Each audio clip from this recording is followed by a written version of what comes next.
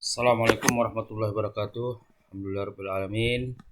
Wassalatu wassalamu ala asyrofil anbiya'i wal mursalin wa ala alihi washabihi ajmain. Subhanaka la ilma lana illa ma 'allamtana innaka antal alimul hakim. Alhamdulillah, pada hari ini kita masih bisa mengikuti perkuliahan kita dalam mata kuliah ilmu tauhid. Tema kita insyaallah pada hari ini adalah sejarah lahirnya aliran-aliran dalam ilmu kalam. Artinya kapan ya timbulnya, munculnya aliran-aliran dalam akidah atau dalam ilmu kalam.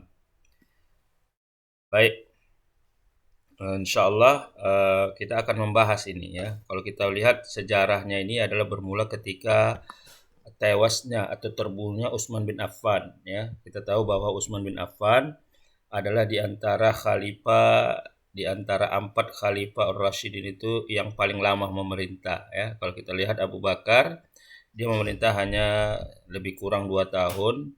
Kemudian Umar lebih kurang 10 tahun dan Utsman bin Affan itu hampir 18 tahun atau 20 tahun. Kemudian Ali bin Abi Thalib hanya 5 tahun. Jadi ketika masa pemerintahan khalifah yang ketiga yaitu Utsman bin Affan ya, di awal pemerintahannya beliau masih mengikuti sistem cara pemerintahan Abu Bakar dan Umar. Dan pada akhir-akhir pemerintahannya ya, beliau banyak dikritik oleh umat Islam karena beliau lebih mengutamakan pemimpin-pemimpin yang dipilihnya adalah dari kalangan Bani Umawi ya, Umawi. Sehingga itu membuat ketidaksenangan ya dari Arab lain, khususnya yang dari Mesir. Maka ketika terjadi pergolakan, ketidakpuasan, maka orang-orang Mesir datang ke Madinah.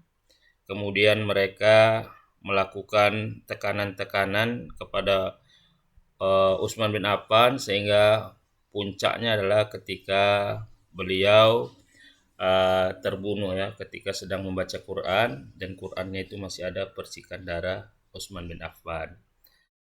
Maka dari sinilah ya, dari peristiwa terbunuhnya Utsman bin Affan lah nanti akan muncul aliran-aliran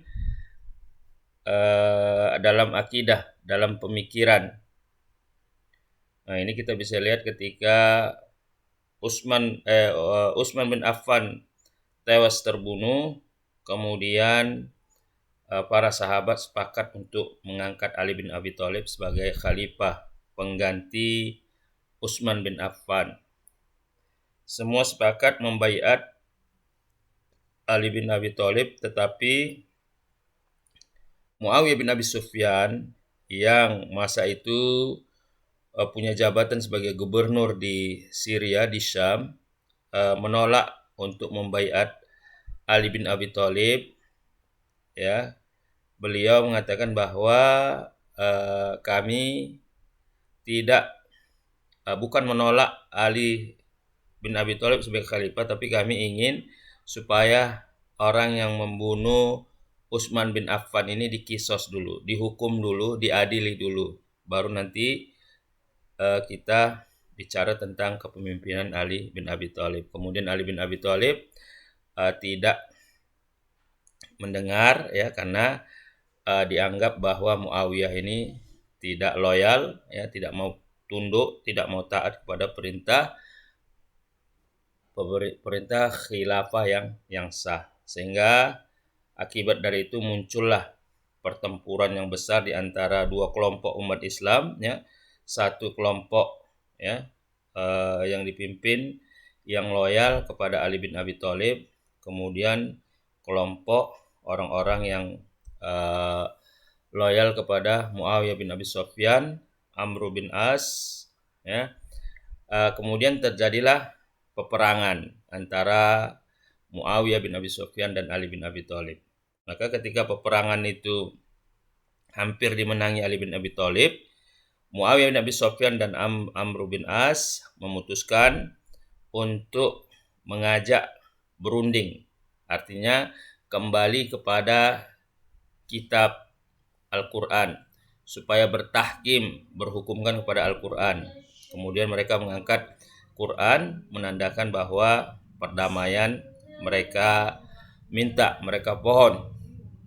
Maka disinilah asal mulanya terpecahnya kelompok, kelompok daripada Ali bin Abi Thalib. Satu kelompok menyatakan bahwa itu hanya taktik, kita tidak usah ikut larut dalam taktik yang diajukan oleh Muawiyah bin Abi Sufyan dan Amr bin As. Ya, inilah nanti cikal bakalnya yang akan menjadi kelompok Khawarij. Kemudian kelompok yang loyal kepada Ali bin Abi Thalib, yang menyatakan bahwa kalau mereka sudah ingin bertahkim, kalau mereka ingin berdamai, maka kita tidak patut, tidak pantas untuk menolak permintaan mereka. Maka Ali bin Abi Thalib mengikuti permintaan orang-orang yang lebih meminta supaya perdamaian ini atau peperangannya dihentikan, supaya bertahkim kepada kitabullah dan Al-Quranul Karim. Maka inilah nanti menjadi cikal bakal orang-orang yang loyal kepada Ali bin Abi Thalib menjadi kelompok Syiah. Dari sinilah awal munculnya kelompok-kelompok pemikiran dalam akidah, dalam ilmu tauhid. Nanti yang Khawarij itu nanti akan muncul orang-orang yang berpikiran berpahaman Mu'tazilah, dan ada juga yang berpahaman Qadariyah, dan ada yang berpahaman Jabariyah, dan kemudian Syiah juga nanti menjadi kelompok-kelompok yang banyak. Ada Syiah Imamiyah, ada Syiah Zaidiyah, ada Syiah Alawiyah, kemudian ada kelompok Murji'ah. Inilah yang latar belakang awal munculnya, ya kan? Nah, jadi kalau kita lihat ketegangan antara atau peperangan antara Muawiyah dan Abi Thalib dalam perang Siffin, ya kan? Nah, jadi faktor-faktor ini yang menyebabkan munculnya. Ada faktor internal, ya, dorongan dan pemahaman Al-Quran, ini yang jadi Khawarij, ya kan? Kemudian mereka berusaha menafsirkan Al-Quran sesuai dengan pemahaman mereka. Mereka selalu berdalilkan wa man lam yahkum bima anzalallah faqad kafar, ya, siapa yang tidak mau berhukumkan kepada Al-Quran maka telah kafir. Kemudian ada faktor-faktor eksternal, ya. Jadi pengaruh keagamaan dari luar Islam, ya, seperti filsafat Yunani, Greek. Kemudian ada aliran Khawarij, ya, ada Syiah, ya kan? Kemudian ada kelompok-kelompok nanti aja Asy'ariyah, ya. Kemudian ada kelompok Murji'ah. Jadi banyak kelompok-kelompok pemikiran, ya, yang awal munculnya itu karena sejarah yang telah kita sebutkan tadi. Kemudian aliran itu banyak, nanti kita akan bicara khusus tentang Khawarij, tentang Mu'tazilah, kemudian tentang aliran Qadariyah, kemudian tentang aliran Qadariyah dan aliran Jabariyah.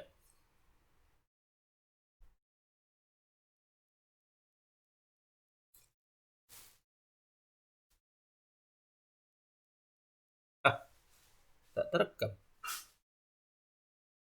Kemudian